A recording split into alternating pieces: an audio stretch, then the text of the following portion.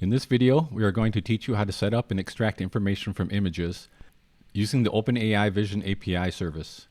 Later, we will show you the accuracy of the output, so please stick around.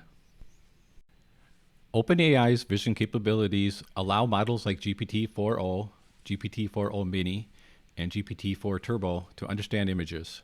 These models can take in images and answer questions about them. You can provide images either by passing a link or by encoding the image directly in the request. We will show you both methods later in the video. For text extraction, OpenAI Vision uses a technology called Optical Character Recognition, or OCR for short.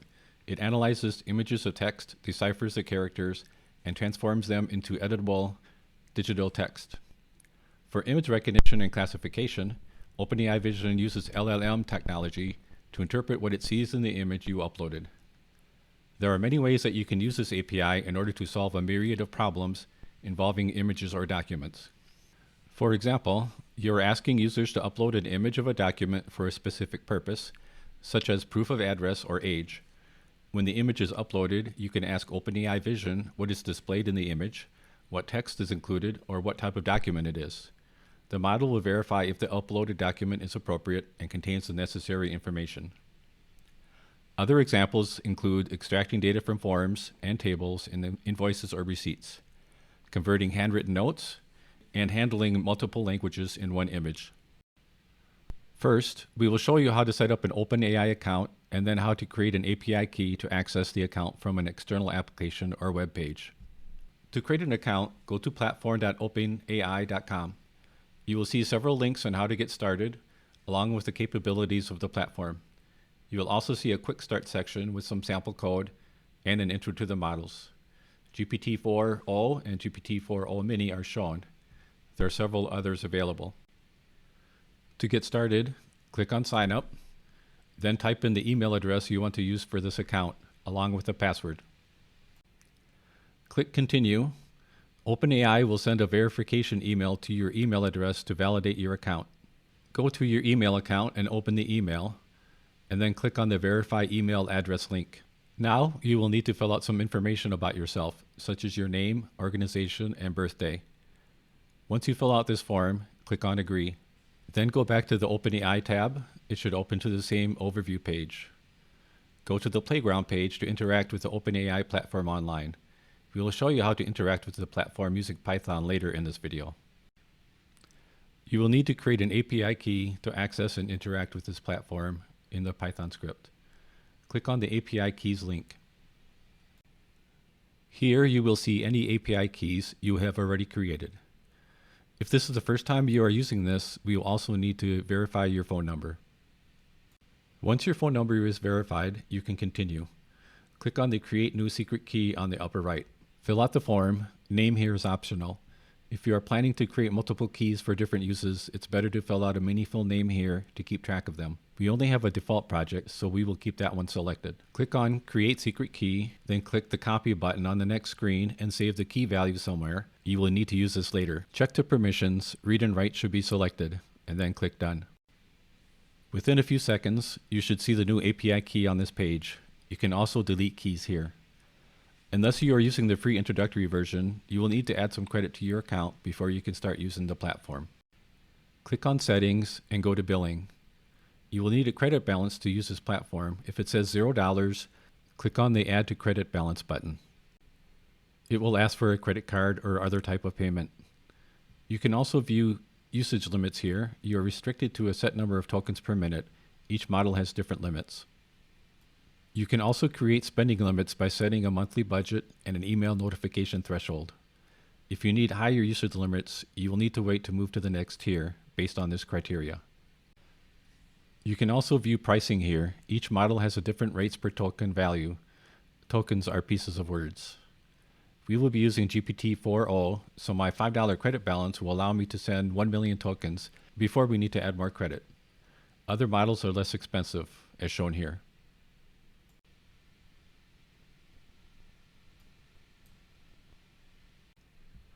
Now that we have an API key and credit, we will show you how this platform works.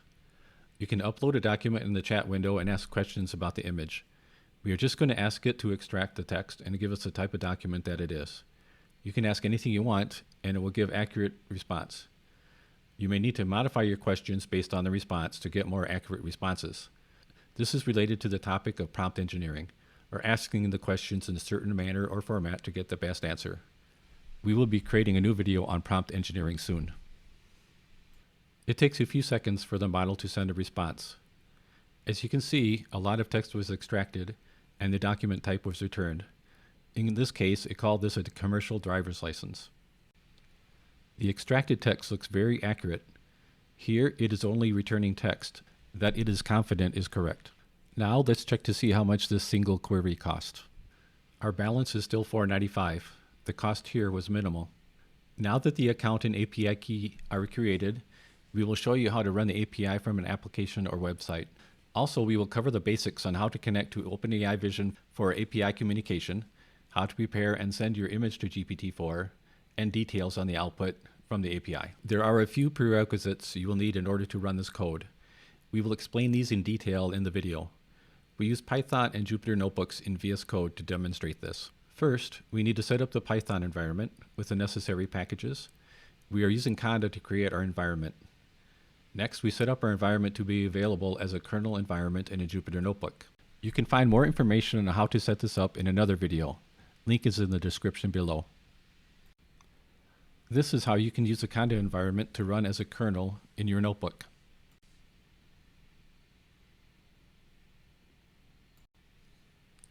We need to import a few packages. The key one here is the OpenAI package. It is an open source library for accessing OpenAI functionality and communicating with the platform. This is a function that encodes our image to be sent through the API. The image needs to be in base 64 encoding in order for the platform to be able to read it. And here is a function to process the response from the API. First, we extract the message content, then do some string manipulation, and finally parse the string through JSON loads function to get a Python dictionary object.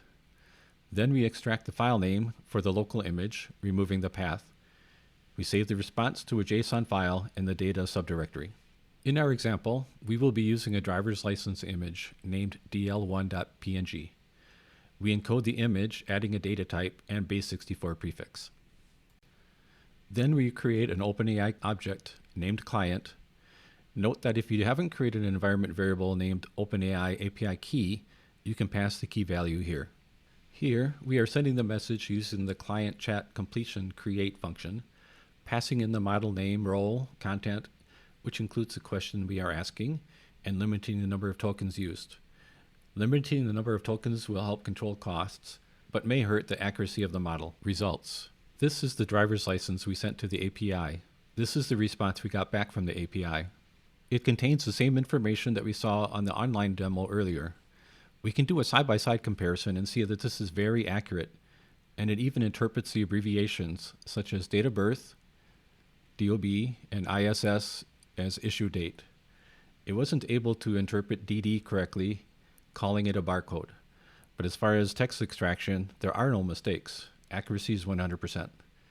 It is even able to group the address information and label a zip code.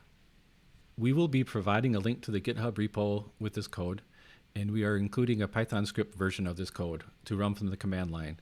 Link can be found in the description below. Here is a demonstration of running this script, along with the output.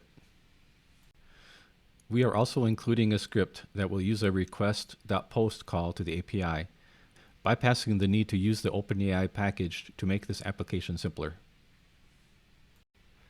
And here is the output from the request call. Response is not as useful, showing that the OpenAI library includes additional functionality.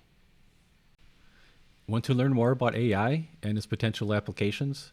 Stay tuned for future videos where we explore the fascinating world of AI. Thanks for watching our video. Comments and suggestions are appreciated. See you next time.